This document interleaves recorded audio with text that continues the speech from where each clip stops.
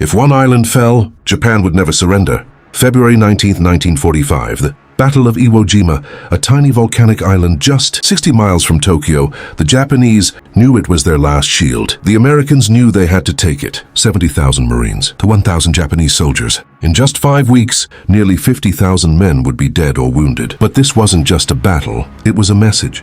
The Japanese spent months digging deep into the rock over 11 miles of tunnels. Bunkers hidden inside mountains, guns you couldn't see until they fired. So when the first Marines landed on those black sand beaches, they expected resistance. But instead, they walked into a killing zone, machine guns from every direction, mortars raining down, bodies piling up on the shore. By the end of the first day, 2,400 Americans were dead or wounded, and they hadn't even advanced 100 yards. The Japanese commander, General Tadamichi Kuribayashi, wasn't trying to win. He was trying to make America pay for every inch. And for days, he did.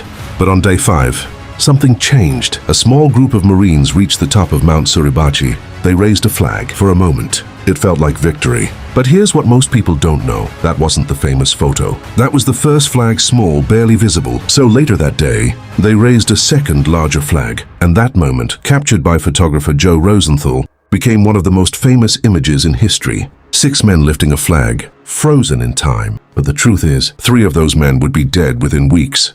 And the battle wasn't over. It raged on for another month. When it finally ended, 6,800 Americans were dead, 20,000 wounded. Of the 21,000 Japanese soldiers, only around 200 survived. That's how brutal it was. But Iwo Jima wasn't just a battle. It was proof. Proof that America would do whatever it took. And proof that Japan could not win. 5 months later, the war was over. And that flag still stands as a reminder of what ordinary men did on a black sand island most people had never heard of. So here's the question. Did your family fight in the Pacific? Maybe a grandfather, a great uncle, someone who never talked about what they saw. Comment their story below. Let's honor them together.